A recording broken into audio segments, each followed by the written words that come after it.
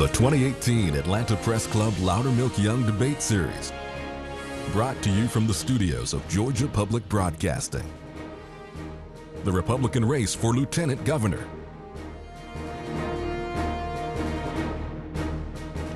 And good afternoon. I'm Russ Spencer, evening news anchor with Fox 5 Atlanta, and welcome to the Atlanta Press Club Loudermilk Young Debate Series, originating from the studios of Georgia Public Broadcasting in Atlanta. This is the debate among the Republican candidates for Lieutenant Governor. Let's meet the candidates now. They are, in alphabetical order, Geoff Duncan has served in the Georgia House of Representatives since 2013, representing the 26th District. Rick Jeffares was a state senator representing Georgia's 17th District, and David Shafer has served Georgia's 48th District in the state Senate since 2012. Now let's meet our panelists. Faith Abube is a reporter and anchor with WXIA TV in Atlanta, and Sandra Parrish covers Gwinnett and the state capitol for WSB Radio. To start the debate, each candidate will be asked one question by one of the panelists. And Sandra Parrish, you get the first question for Geoff Duncan. Mr. Duncan, on your website, you state that you would have churches, charities, corporations, and citizens as the front line of defense against challenges in our state, not another government program. I'm curious to know what challenges that you're referring to. So thank you so much for that question, and this has been a big part of my efforts at the General Assembly. I believe that churches, charities, corporations, and citizens ought to be the front lines of defense against poverty. Things like foster care, adoption, homelessness, hunger, health care for low-income individuals. I think the 4 C's show up to work with things like innovation and probably most importantly, exit strategy. On its best day, a government program can only stabilize a situation. I think the 4 C's are better equipped to come in and help folks transition out of poverty. Also, from a fiscal perspective, I think it's an opportunity for us to draw down what we spend as a state, not as a means to ignore those that have problems, but as an opportunity to let the 4 C's be the front lines of defense. All right, Mr. Duncan, thank you very much. I'm informed I may have misspoken about David Shafer's tenure in the state Senate. If I said 2012, I should have said he's been in the state Senate since 2002. Faith, it's your turn to ask a question of Rick Jeffares. All right, Mr. Jeffares, Governor Nathan Deal signed a bill on Monday expanding the legal use of medical marijuana to include people who suffer from PTSD. But state law doesn't allow for the process to cultivate cannabis oil. Would you support legislation to allow that to happen? And should the recreational use of marijuana by adults be legalized here in the state? Thanks for the question. No, I would not support it being cultivated here in Georgia. I was a big opponent. I was big for the medical marijuana, the oil, the cannabis oil. I had a friend that had 2 daughters that both had seizures, 200 a day. And once they moved to Colorado several years ago, before we could pass it, she's down to having 2 or 3 seizures a day. So for medical reasons, yes, but for legalizing and cultivating, no. Mr. Jeffares, thank you very much. Sandra Parrish, your turn to ask a question of David Shafer. Senator Shafer, sexual harassment charges were recently dismissed against you by a Senate ethics panel, and I know you held a press conference to discuss your vindication, but you kind of became the center of the Me Too movement at the state capitol this session. What are your thoughts on the movement itself and the steps that both the House and Senate took this year addressing future charges against lawmakers and lobbyists? It's a legitimate problem, and I frankly welcomed the Me Too movement.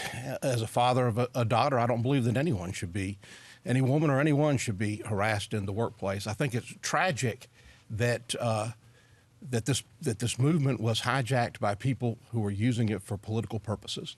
The ethics complaint that was filed against me was filed the day after I qualified to run for lieutenant governor. My opponents were advertising within hours of the complaint being filed. We turned over 8 years of email records, 8 years of telephone records, 100 and some thousand telephone calls, and the independent investigator who was hired by the Senate Ethics Committee found that the allegations had been fabricated. I deeply regret that so much time and energy and resources were used when there are legitimate victims who are seeking relief. Senator Shafer, thank you very much. That concludes the first portion of the debate. The candidates will now ask a question to an opponent of their choice. Each candidate will have 30 seconds to ask the question, 60 seconds to respond, and 30 seconds for a rebuttal if that's necessary. By random selection, David Shafer, it's your turn to ask a question of one of the candidates. I think we all agree that the cost of higher education has grown too rapidly. During the Governor Perdue's administration, the regents put a a freeze on tuition so that once you entered, it wouldn't go up. I know that Rick Jeffares has proposed this again, and I thought I'd give you an opportunity to talk about that. Good idea. All right, thank you, David. Absolutely. As I've traveled around the state, the cost of tuition has gone up 31% in the last 6 years. 60% of the kids lose their hope the first year.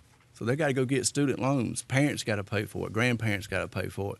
So I want to bring that back to where when you go in as a freshman, you lock down that tuition until you graduate or make it 4 years, because sometimes it takes 5. But we've got to do something. It's just the cost keeps going up and keeps going up. And I've always been amazed. I got 2 daughters that have finished college. Why do they charge you at the same price for a class you take online? Somebody needs to explain that to me. So thank you, David. Do you have a rebuttal? I don't. I agree completely with his proposal.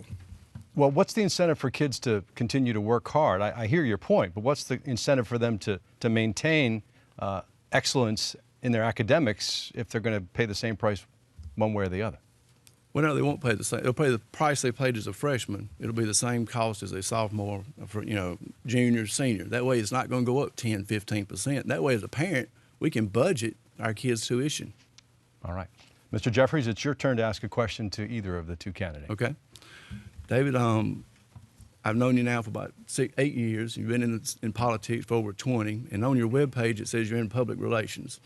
And my colleagues and some of our colleagues at the Capitol always wondered how you got to be a multimillionaire. So I was going to give you that question and let you explain that.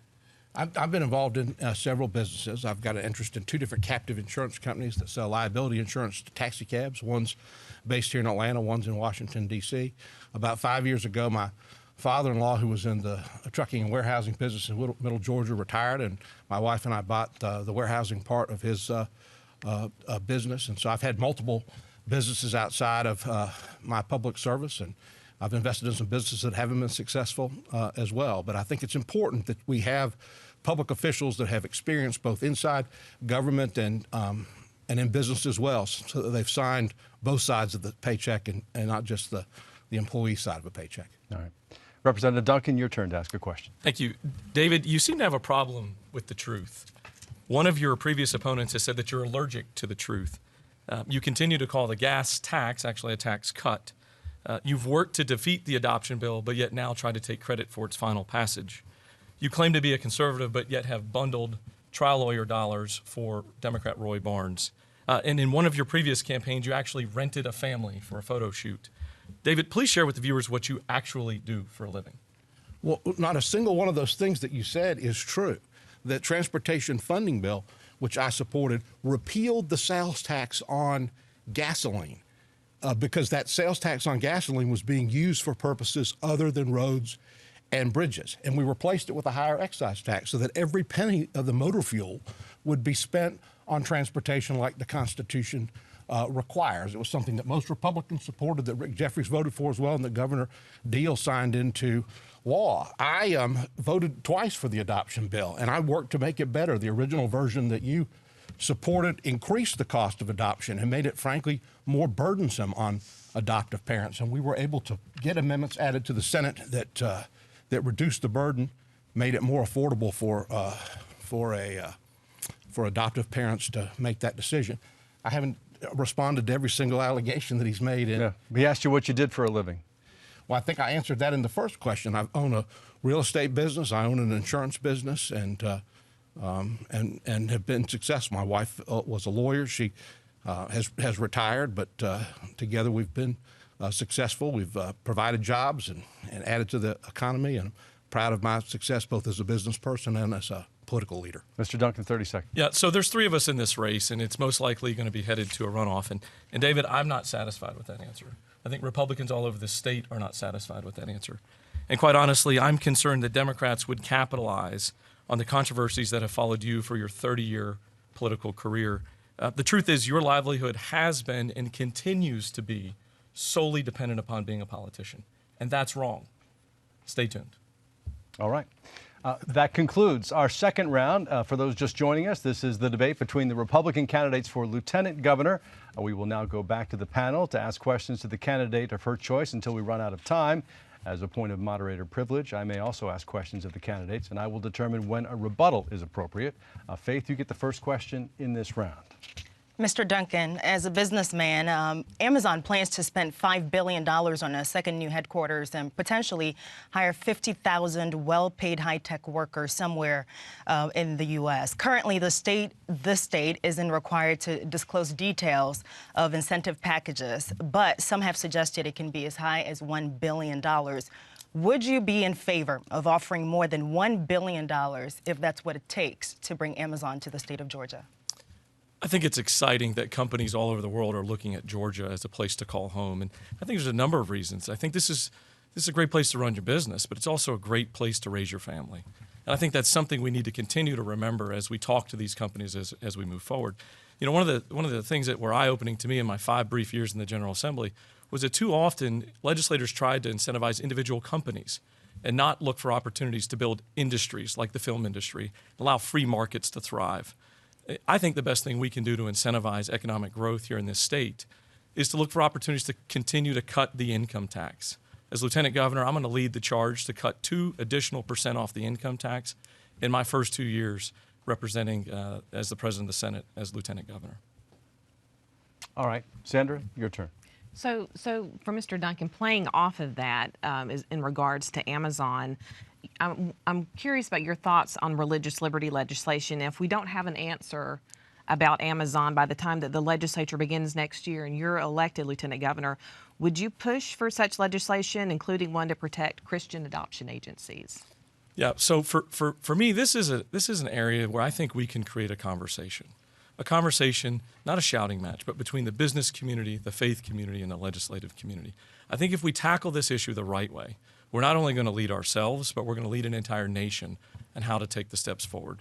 RFRA passed in the early 90s, virtually unanimous and bipartisan in Washington, D.C., and it was later overturned by a court.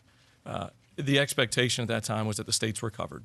I simply would like to match that same federal language and put that in play. We watch other states like Texas and other states around the country who have that same legislation in place that don't seem to lose business or industry.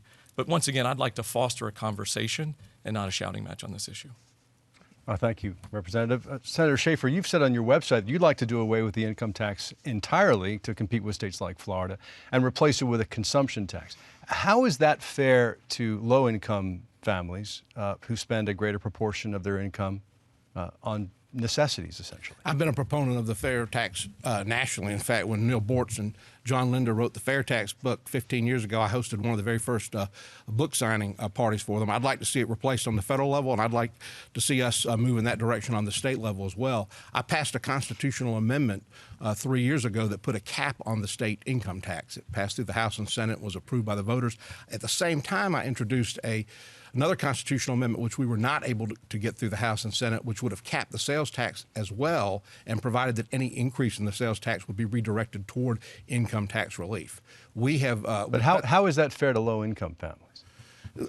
I believe that everyone should pay into the system. I mean, on the federal level, over nearly half the people in this country don't pay any federal income tax at all, and I think that everyone ought to pay into the system. Because we all enjoy the benefits and blessings and liberties of being Americans. All right. Faith, your turn. Mr. Jeffares, in light of recent school shootings, there's been a debate about whether to arm teachers. Do you support arming school teachers, and should public school teachers be permitted to carry their personal handguns on school property if they have a legal license to do so? Simple answer is I do, but I don't want teachers that aren't trained and know how to use a weapon. My oldest daughter shoots guns for a living. All my family knows how to shoot guns. So I don't want teachers carrying guns that don't know how to use them. If they got a concealed permit, I believe they should be able to take them in there, because enough's enough on the school shootings. And if people that have a mental illness understand that when they walk in that door, there may be 5, 6, 7 guns sitting there waiting on them, I think they'll think twice about going in those schools. But I don't, like I said, I want people that are trained. Thank you. Sandra? This is also for Mr. Jeffares. When in the Senate, you chair the Regulated Industries Committee, which passed a constitutional amendment on parimutuel betting. Right. And I'm wondering if you still support that idea, and is that something you would allow to go forward if elected Lieutenant Governor? The main part of the bill was horse racing. I listened to all the arguments as chairman, and that's what we do as chairman. David was actually chairman of Regulated Industries. We get some tough issues. But the horse farmers in Kentucky wanted to come into Georgia for like a 6-week period as they head to Florida. We got Perry with all the facilities down there. I didn't see anything wrong with it. I thought it should be brought to a vote, so I let it get out of the committee. So is it something that you would continue to support if elected, Lieutenant I would Governor? continue to look at it, absolutely. All right. Mr. Jeffares, you had a chance to speak about the gun issue. I'd like to know if either of the other candidates, is there any kind of gun restriction at all, raising the age from 18 to 21 to buy an assault weapon, any kind of gun restriction that you might accept? Mr. Duncan, So first. I'm proud to be a strong supporter of the Second Amendment and have taken every opportunity at the Capitol in my 5 short years to support that. I'm proud to have an A rating with the NRA. And to Rick's point, I would like to add something to that. I believe when we're talking about, I got 3 kids in a public school system. Those shootings were heartbreaking and gut-wrenching and created some big conversations at our house. I think the communities ought to make those decisions. The local school boards ought to decide how they tackle this issue with their own teachers. And we would never, I don't think we need to get in the way of any of those decisions. And as Lieutenant Governor, I'm not going to do anything that takes away from the rights of a gun owner. I don't feel like that's the problem. One of the interesting things for me was in that situation in Parkland, 42 times somebody in authority was alerted to a mental condition from this shooter. We need to do a better job in this state and in this country of recognizing those that have mental behavior issues. Senator Shafer? The average bank robbery yields $7,000, yet banks find the money to secure their bank branches. There's nothing more precious to us as a society than our children, and we ought to protect the places that they spend most of the time during the day. And so I'm in favor of securing our schools. But I'm a strong supporter of the Second Amendment. I'm proud to be the only candidate for Lieutenant Governor that's been endorsed by the National Rifle Association, endorsed by GeorgiaCarry.org, which is the largest Second Amendment rights organization based here in Georgia, and I will continue to defend our Second Amendment rights. All right. Faith? Mr. Jeffares, where do you stand on the debate that Georgia should have a nonpartisan redistricting committee whose purpose is to prevent gerrymandering? I'm all for it. The voters need to be able to vote for the people in their districts. When I was in the Senate, I introduced a bill that made a lot of positions like sheriff and tax collector and some of those positions that shouldn't be partisan. I mean, so why don't we just get that out of the way and elect the best person for the job, especially on the local level stuff. But I got all kind of resistance from that, and I just don't understand why. Senator? This is for Senator Shafer. You were adopted and an advocate of the adoption bill that passed this session, but it took an additional year to pass that because the state Senate tacked on the religious liberty language, which is now a separate bill, became a separate bill this session. Do you stand behind your support of the action from last year's session that delayed that bill? Well, there were actually several areas of disagreement. One was that the Senate did want to protect faith-based adoption agencies. In other states, Catholic Charities has been shut down by the government because it only placed children with the families that had been married in Catholic or Christian churches. And so we wanted to make sure that our thriving faith-based adoption community is supported here in Georgia. The other area of disagreement is that the original House bill made adoptions more expensive for parents. When I was adopted in 1965, the legal fees were $100. Families today are spending $20,000, $30,000, $40,000. It's unaffordable for working class families, and we fought to remove provisions that would have made it more burdensome for adoptive families. And so I'm glad that we took the extra year to get it right. All right, Senator Shafer, thank you. Faith? Mr. Duncan, earlier this year, Georgia lawmakers voted to kill the jet fuel tax break for one of our largest employers in the state, Delta, because the company dropped discounts for NRA members. Do you support that decision, and are you concerned that Georgia will become a less business-friendly state as a result of the way this played out publicly? So I actually started looking at this issue years ago when I was in the General Assembly and sat in the Ways and Means Committee. I saw the opportunity to watch this tax exemption that was coming through for Delta. And it just amazed me. I had no way to go back to my district 4 years ago and to tell them that it made sense for a company that is a great partner of us folks here in Georgia, why it made sense for somebody who had a $5 billion annual profit to get an additional $40 million from hardworking taxpayers. I stood up against that tax exemption program well before Delta decided to pick on the NRA.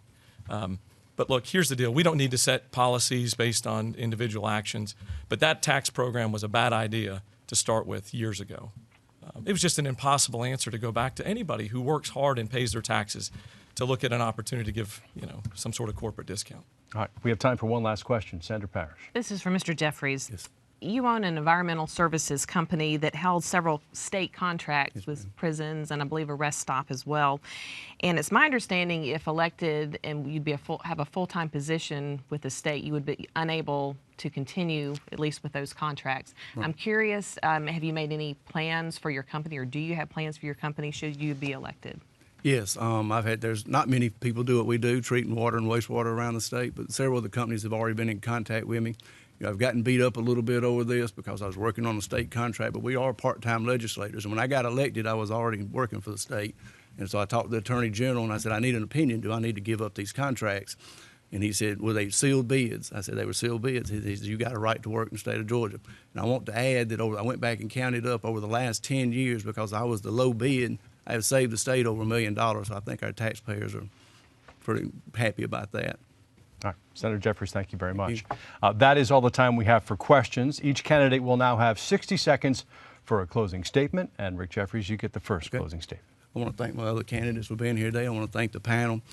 I ran for lieutenant governor because I want to help the state of Georgia. That's the reason I ran for the state. That's the reason I ran for county commissioner.